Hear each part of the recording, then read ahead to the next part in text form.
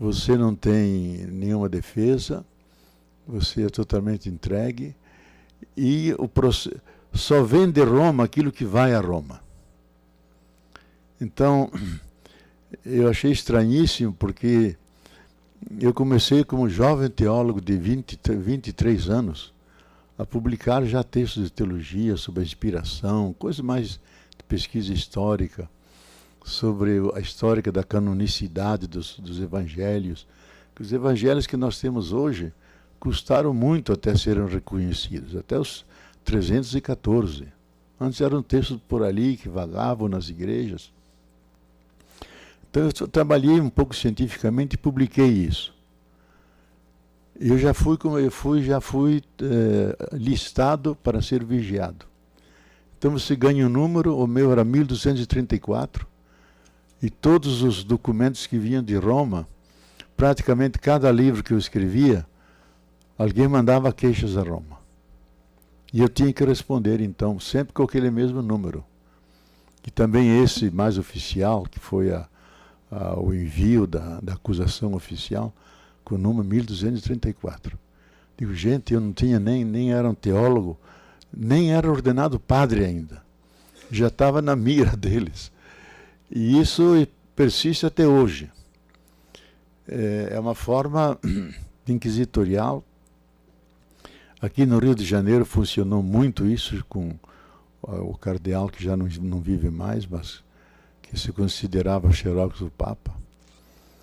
E ele mandava para Roma qualquer pequeno desvio de doutrina e se julgava o grande defensor da fé. E foi daqui que começou o meu processo. Ele criou uma comissão de doutrina que não existia para condenar esse meu livro, Igreja, Carisma e Poder. Chamou um teólogo para fazer a acusação, eu fiz a réplica.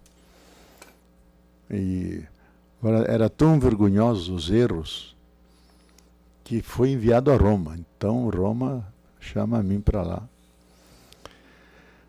E me submeti àquela coisa toda. E aí depois de um ano, demorou bastante, eu soube depois pelo secretário dele, quando tudo passou, que houve uma polêmica interna entre os cardeais e o Papa. Que o Papa não tinha, o Papa João Paulo II, ele tinha antes uma visão pastoral do que doutrinária. Disse, vocês estão condenando um teólogo que trabalha com os pobres. E de fato, a teologia da libertação significa isso, um pé na favela, no meu caso aí junto com a Márcia, no grande favelão do lixo, que trabalhamos 20 anos, e um pé no ensino da teologia. E o Papa levantou a questão, vocês vão condenar alguém que trabalha com os Cristos crucificados. Mas ele saiu e foi só uma demonstração. Acabei sendo condenado. A condenação foi, primeiro, o silêncio obsequioso. Eles usam palavras todas bonitas. Silêncio obsequioso. Então eu não posso falar, não posso escrever, não posso me encontrar com ninguém. Não posso falar. De tempo indeterminado. Deposição da cátedra de ensinar teologia. Eu era um dos diretores da Vozes, deposto da direção da Vozes. Era diretor de 2 revistas, a Eclesiástica Brasileira, que é a maior da América Latina, deposto da direção da revista. E depois uma outra internacional, a Concilium, que sai em 11 línguas. Eu era responsável pela edição portuguesa, também deposto dessa. E aí totalmente isolado. E aí vem a condenação do livro. E ela é feita de forma solene. O núncio apostólico vem de Roma, sem avisar, ele só se informa se eu estou em casa ou não. Ele entrega já o texto condenatório impresso pela poliglota vaticana. Pena que eu não trouxe essa literatura, saí correndo ontem de casa. E manda você ler, enquanto ele está na igreja rezando para que eu aceite. E então li aquelas 22 páginas de condenação. E aí ele vem e me pergunta, o senhor aceita? Digo, eu aceito, porque não me reconheço nesse texto. É tanto pastiche, combinação de frases, afirmações, que eu não me identifico e não aceito. Mas como está aqui, eu não tenho nenhum problema de aceitar. Graças a Deus. E o porquê graças a Deus? Porque se você rejeitasse, como o teu colega Hans Küng, eu tinha que ir aí, puxa uma carta, eu tinha que me comunicar imediatamente a Roma e você seria excomungado. Assim escapei da excomunhão, porque no Brasil dizer que alguém é excomungado é dizer da parte do diabo. É a pior coisa que tem. Escapei da excomunhão. Mas o livro foi condenado, não podia ser publicado. Eu relancei o livro depois que que abandonei. E só fui salvo quando, desculpe que eu conte isso, mas está no contexto dessas coisas da Inquisição. Quando Dom Paulo Evaristo, um ano depois, se encontrou com o Papa, João Paulo II, e disse: santidade, o senhor que veio da repressão comunista, o senhor tapou a boca de um aluno meu, eu fui aluno de Dom Paulo Evaristo em Petrópolis, o senhor fez como os militares brasileiros, eu como os militares, absolutamente. Libera esse homem, devolva a palavra a ele. E aí depois de 11 meses eu pude falar. Antes era indeterminado. Mas sob condições. Que cada texto, cada entrevista minha, que jornalista entrevista, tem que ser escrita, mandava para o superior de São Paulo, esse mandava para o presidente da CNBB, para aprovar ou não. Enquanto isso, já os jornalistas não têm interesse nenhum, já passaram 15 dias. E todos os escritos deviam ser pré-censurados, de tal forma que cada texto meu era praticamente uma encíclica. Quer dizer, tudo conforme as normas. Então a vigilância é muito rigorosa. E o grande castigo e a morte não é física, é a morte psicológica. Que você é absolutamente isolado, mesmo podendo falar, nenhum bispo pode te convidar a dar uma palestra ao clero, você não pode dar nenhuma palestra pública. Eu estou há quase 40 anos aqui no Rio, nunca pude dar aqui no Rio de Janeiro uma palestra, porque era proibido pelo cardeal. Só podia em lugares como aqui na Emerge, falei 2, 3 vezes, ou em lugares oficiais de governo, onde ele não podia, mas de resto absolutamente não podia falar. Então você absolutamente é isolado, difamado, os fiéis então levam susto, esse é o herege, é condenado, o Vaticano não quer, é inimigo do Papa, e você recebe um estigma. Então, dos 150 colegas que foram, vários ficaram psicologicamente doentes, 2 tentaram suicídio por causa dessa pressão terrível. E um que era muito amigo meu, que queria se suicidar, eu digo: olha, antes de você se matar, vai para a América Latina. Entra numa favela, faz o serviço pastoral com os pobres, eles vão recuperar a tua fé. E ele foi para a América Central, saiu curado de lá, animado com o povo, com a fé popular. Era professor de teologia em Granada. Eu considerava o melhor teólogo espanhol, Pepe Castillo, Francisco Castillo, está vivo ainda. Então, esse esquema, ele é um órgão de segurança da igreja. Isso já ocorreu durante toda a história. Ela surgiu lá para o século XIII, e o primeiro que instaurou a Inquisição foi Frederico II, porque a religião dava coesão ao império. Mas o Papa logo percebeu que o Frederico II podia ter um poder maior que o Papa, e o Papa assumiu para si, Gregório IX. E instaurou oficialmente a Inquisição, e ela persiste até hoje, por mais que haja críticas e tudo. E o atual, por exemplo, chefe do Santo Ofício, que é um alemão extremamente reacionário, que é Heribert Müller, que ele é da quota do Papa Bento XVI, que foi imposto ao Papa Francisco. Mas o Papa Francisco diz, tudo bem, eu aceito, só que eu não vou tolerar nenhuma excomunhão e nenhuma condenação aos teólogos. E, de fato, quando um bispo condenou um teólogo na Austrália, ele telefonou ao teólogo, você está liberado, não será condenado. Então, com São Francisco de Assis, o primeiro intento de romper o sistema e seguir o Evangelho ad litera, e na linguagem popular.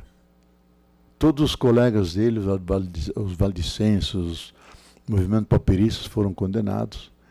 Ele foi preservado porque se submeteu às determinações do Papa. Depois veio Lutero, que tenta a mesma coisa, a partir do Evangelho faz romper o sistema fechado. Mas não é o Evangelho como texto. É a viva vox evangelii, a mensagem do Evangelho, que é libertadora. Também condenado. E graças a Deus, pela primeira vez na história do cristianismo, veio um Papa Francisco que diz, a mim não me interessam doutrinas. O cristianismo é um encontro com a pessoa viva, Jesus Cristo. Pode ser um muçulmano, pode ser um ateu, e cita a palavra do Evangelho de São João, capítulo 6, se alguém vem a mim, eu não mandarei embora. O principal do cristianismo não são dogmas nem doutrinas, é a adesão a uma pessoa viva, ressuscitada, que está em nosso meio. E só conseguiu isso porque é Papa, porque todos que diziam isso, e eram teses básicas do meu livro Igreja, Carisma e Poder, não é carisma ou poder. Tem poder que é uma instituição, mas o carisma é aquela vitalidade que existe na fé dos cristãos, que se engajam, que vivem os valores evangélicos, etc. Então, esse Papa tem esse poder, e ele diz coisas que, se eu tivesse dito em 1982, ele seria condenado de uma forma muito mais rigorosa do que eu fui condenado. E é o primeiro Papa que ataca duramente os teólogos conservadores, que só seguem doutrinas, e chama a gente de carne de vinagre, cara de vinagre, gente que só fica na Sexta-feira Santa, tristes como quem vai ao próprio enterro, reacionários que têm o cristianismo como uma múmia, Cristo como uma múmia, tem um conceito necrófilo de Deus, como se Deus tivesse morrido e deixado um texto para nós. O que conta é a pessoa humana, acompanhá-la nas suas buscas. E diz, eu não sei para onde vai a humanidade, quero aprender. Os papas todos sabem tudo, porque lá representam Deus.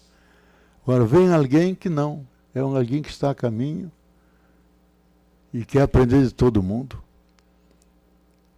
E eu, quando pude rapidamente falar com ele, disse, santidade. Não, santidade não. Francisco, santidade é o Dalai Lama.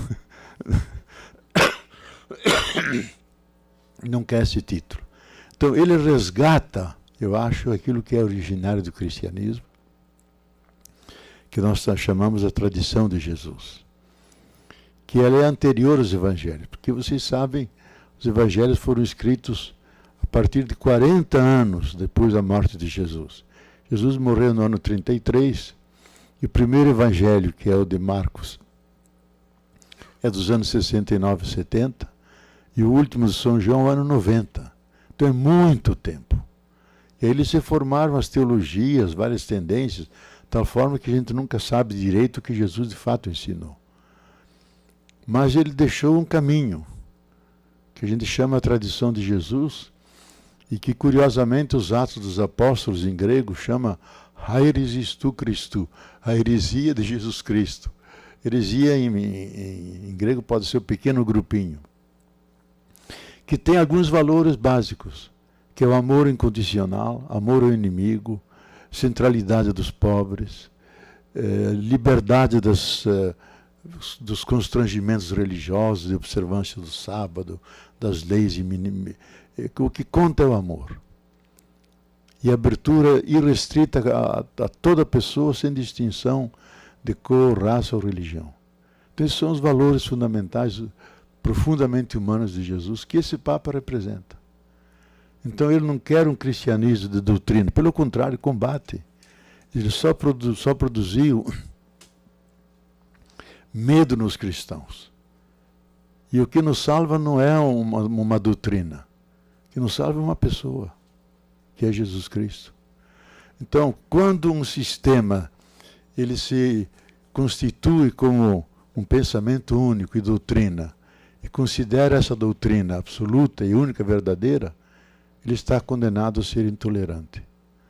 Seja o pensamento único em economia, o neoliberalismo, seja o pensamento único do cientificismo moderno, que considera o único conhecimento verdadeiro aquele que está na academia, que é da ciência, como se não houvesse outras fontes de saber. Todos os fundamentalismos das religiões, eu diria que praticamente todas as religiões estão doentes hoje, em parte o próprio cristianismo, que tem setores profundamente fundamentalistas. Eu até tenho um livrinho sobre isso, sobre os fundamentalismos. E o mais patente de todos é digamos, aquele setor mais aguerrido do islamismo, que se transformou numa força de guerra, de considerar a religião islâmica como a única verdadeira, e todas as demais não têm direito de existir e são perseguidas, e implantadas como forma de governo também. Então, o fundamentalismo tem que ser entendido dentro dessa lógica, mas com uma patologia. Tudo aquilo que é são, que é sadio, pode ficar doente.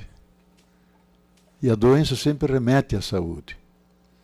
Então nós não podemos julgar o cristianismo pelas suas patologias. Toda a crítica que a modernidade, Marx, Freud e outros fazem do cristianismo, eles tomaram os elementos patológicos do cristianismo. Ou Marx como alienação, ou Freud como neurose coletiva infantil, o outro como pensamento imaginário, herdado de formas antigas de pensamento. Agora, não analisam a natureza específica, singular, sadia do que é uma experiência religiosa, que é uma das mais difundidas na humanidade. Mas um dos maiores riscos de todos esses sistemas é exatamente isso, é ele se considerar um sistema fechado, único e verdadeiro, e aí então a perseguição, a negação do direito de qualquer alternativa, e aquilo que é errado deve ser perseguido, deve ser condenado. Variam as formas. Hoje, efetivamente, o Santo Ofício não comete esses crimes de queimar as pessoas. Mas o espírito continua o mesmo. De condenar, eliminar, só que o fazem hoje de uma forma social e psicológica. A pessoa já não conta. E termino com um pequeno verso desse grande poeta espanhol, Antonio Machado, onde ele diz a verdade. Vamos buscar juntos a verdade. A tua guarde-a para si. E se nós a buscarmos juntos, vamos encontrar uma verdade mais rica. E ela não nos dividirá, mas nos manterá unidos. E isso acho que é o sentido da crítica maior que podemos fazer a todos esses sistemas totalitários, e que a Inquisição é uma das expressões entre tantas que ocorrem na história ontem e hoje. Muito obrigado.